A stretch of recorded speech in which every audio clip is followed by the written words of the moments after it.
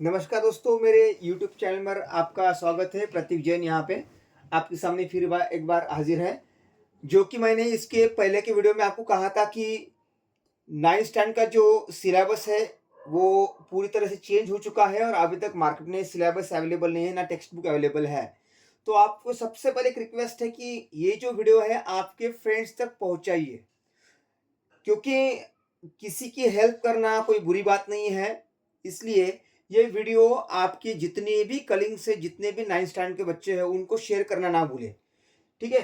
तो हम स्टार्ट करते हैं। इसके पहले वीडियो में हमने देखा था कि जो कार्टेशियन प्लेन होता है या एक्स एक्सिस वाई एक्सिस जिसको हम एब्सिसा और ऑर्डिनेट कहते हैं, उसके बारे में हमने जाना था। उसका टर्म्स जो थे अलग-अलग प्रकार के ओरिजिन है, then x axis, y axis, then quadrant 1, 2, 3, 4 and their symbols. हमने इतना सीखा था। इस वीडियो में हम स्टार्ट करने वाले हैं एक्सरसाइज 1.2 न्यू सिलेबस के हिसाब से वो है। ठीक है ना? तो पहला जो क्वेश्चन दिया है आपको ने एक्स 1.2 में, वो है in which quadrant does the point -3 -2 lie. बहुत ही सिंपल क्वेश्चन है, क्योंकि मैंने आपको पहले ही सिखाया था कि पहला क्वाड्रेंट का सिंबल क्या है। यदि आपको नहीं पता है तो इससे पहला वाला वीडियो देखिए। पहला क्वाड्रेंट का सिंबल क्या है? Positive positive. सेकंड क्वाड्रेंट जो आता है आपका, वो आता है कि नेगेटिव पॉजिटिव। ठीक है ना? और थर्ड क्वाड्रेंट जो आता है आपका, वो आता है नेगेटिव नेगेटिव। और फोर्थ क्वाड्रेंट जो आता है आपका, वो आता है पॉजिटिव नेगेटिव। इस तरह से तो आप समझ सकते हैं यहाँ पे दोनों भी नेगेटिव है, मतलब कौन से क्वाड्रेंट में जाएगा? ऑफ कोर्स तो क्वाड्रेंट नंबर थर्ड। तो यहाँ पे आपका आंसर आएगा क्वाड्रेंट थर्ड। तो यहाँ पे लिख देना है आपको क्वाड्रेंट थर्ड। हो गया, पहला क्वेश्चन का आंसर हो गया हमारा। सेकंड क्वेश्चन क्या पूछा है? गहराई से पढ़ेंगे, अच्छे से पढ़ेंगे, समझ लेंगे। In which quadrant will you find a point x y. क्या पूछा है उन्होंने कि एक कोऑर्डिनेट दिया है एक्स और वाई, ये कौन से क्वाड्रेंट में होगा, ये आपको पूछा है। ठीक है? तो लेकिन उनने सीधा आपको ऐसा नंबर नहीं दिया है कि ये एक्स का ऑर्डिनेट और एक्स का कोऑर्डिनेट और वाई का कोऑर्डिनेट, ऐसा कुछ नंबर दिया नहीं। उन्हें एक कंडीशन दिया है, देखिए यहाँ पे कि उन्हें दिया है कि एक्स जो है ये स्मॉलर देन जीरो है। आपको स्मॉलर देन जीरो का मतलब ये नेगेटिव है, सीधी बात है। और वाई भी क्या है भाई? स्मॉलर देन जीरो है, मतलब वो भी नेगेटिव है। वेनेवर कौन सा भी नंबर यदि जीरो से छोटा है, इसका मतलब वो नेगेटिव में जाएगा। सीधी बात है, नेगेटिव नेगेटिव बोथ। एक्स भी नेगेटिव है, वाई भी नेगेटिव है, मतलब ये भी कौन से क्वाड्रेंट में जाएगा? इसका भी आंसर आपका होगा क्वाड्रेंट थर्ड। तो यहाँ पे लिख दीजिए आपका आंसर कि क्वाड्रेंट थर्ड। इस तरह से हमने दो क्वेश्चन सॉल्व किए। थर्ड वाला क्वेश्चन हम लिखेंगे यहाँ पे। नेक्स्ट क्वेश्चन आपको क्या दिया है नंबर थर्ड नंबर का, कि मैंने शॉर्ट में क्वेश्चन लिख दिया है।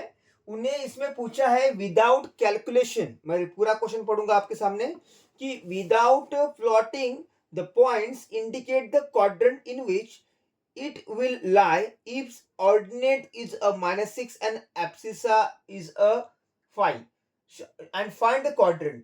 कि आपको विदाउट कैलकुलेशन, विदाउट प्लॉटिंग या कौन सी भी हेल्प लेके आपको बताना है कि इसका क्वाड्रेंट कौन सा है। सिंपल है, बहुत ही आसान है। मैंने पहले ही भी बताया था कि एब्सिसा का मतलब क्या होता है? एक्स एक्सिस, और ऑर्डिनेट का मतलब होता है वाई एक्सिस। मतलब ये आपका एक्स है और ये आपका वाई है। मतलब एक्स की वैल्यू कितनी है आपकी? 5। और वाई की वैल्यू कितनी है आपकी? -6। It mean that the ordinate क्या होगा आपका? 5 कॉमा -6। ये आपका कोऑर्डिनेट हो गया। अब 5 माइनस मतलब एक पॉजिटिव है और एक क्या है? नेगेटिव। और पॉजिटिव नेगेटिव कौन सा क्वाड्रेंट होता है आपको पता होना चाहिए। क्वाड्रेंट नंबर जैसे मैंने बताया था, first quadrant positive positive, second quadrant आपको क्या आएगा? नेगेटिव पॉजिटिव, थर्ड क्वाड्रेंट आपका आएगा नेगेटिव नेगेटिव, और फोर्थ क्वाड्रेंट आपका आएगा positive negative. So the quadrant number 4। तो आपका आंसर क्या आना चाहिए? Quadrant number 4। इस तरह से हमने क्वेश्चन थर्ड सॉल्व किया। आगे वाला क्वेश्चन देखेंगे। क्वेश्चन नंबर 4 क्या दिया है आपको, देखेंगे यहाँ पे एक्सरसाइज 1.2 में question number 4। Which of the following on x axis. इतना सिंपल क्वेश्चन है, लेकिन बच्चे इसमें ज्यादा कंफ्यूज होते हैं कि एक्सिस के ऊपर कौन सा कोऑर्डिनेट है इसके ऊपर का, इसमें का। अब एक सिंपल ट्रिक्स आपको बताता हूं। सबसे पहले देखेंगे कि इसका एक्स का ऑर्डिनेट क्या है, कोऑर्डिनेट क्या है? 0, और वाई का कोऑर्डिनेट क्या है? 3। इसके अपोजिट में चलना है। यदि x 0 है तो ये y एक्सिस पर है। ठीक है? क्या कहा मैंने? x 0 है तो ये कौन से एक्स पर है, वाई एक्सिस। अब इसके अपोजिट में, अब यहाँ पे एक्स है, ये वाई, वाई 0 है तो ये कौन से एक्स पर है, ये एक्स एक्सिस पर है, ठीक है। ये उल्टा रहता है, 0 कहाँ पे है, 0 पर डिपेंड है। 0 यदि एक्स पर होगा तो वो वाई एक्सिस पर होगा, मतलब उसके अपोजिट। और यदि वो 0 ये वाई होगा तो वो कौन सा एक्स पर है, एक्स एक्सिस पर। और आपको उन्होंने पूछा है कि इसमें का कौन सा एक्स एक्सिस पर है, तो आपको समझ में आया होगा, number second is on the x axis. जैसे कि अभी हमने क्वेश्चन नंबर 4 सॉल्व किया वैसा ही उन्होंने दिया है, बस अभी यहाँ पे एक्सिस चेंज किया है कि उन्होंने पूछा है कि वाई एक्सिस पर कौन सा होगा। जस्ट मैंने आपको बताया, यदि 0 एक्स एक्सिस पर 0 होगा तो दिए वाला कोऑर्डिनेट कहाँ पे है, वाई एक्सिस पर होगा, ठीक है ना।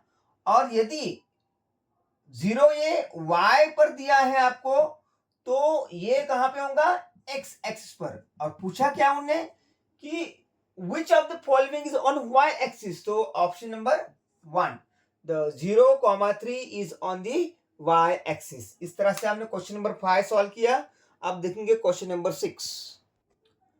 अब क्वेश्चन नंबर 6 क्या दिया देखेंगे कि उन्होंने दिया है, दो कोऑर्डिनेट दिया है और दोनों कोऑर्डिनेट के बीच में दिया है इक्वल साइन। इसका मतलब क्या है कि वैल्यू ऑफ दिस एक्स और abscissa is equal to the value of this abscissa, ठीक है ना। मतलब ये वैल्यू और ये वैल्यू सेम है। Equal means what, the both are equal value, having equal value, दोनों की वैल्यू इक्वल है। तो सिंपल बात है कि 2 इक्वल माइनस ए ऐसा दिया है, ये मैं नहीं लिख रहा, ये उन्होंने दिया है कि both are equal, so therefore 2 equal minus a. Similarly y equal to the this y, मतलब 3b इक्वल 3, क्या लिखेंगे यहाँ पे, 3b इक्वल लिखेंगे यहाँ पे 3b इक्वल 3।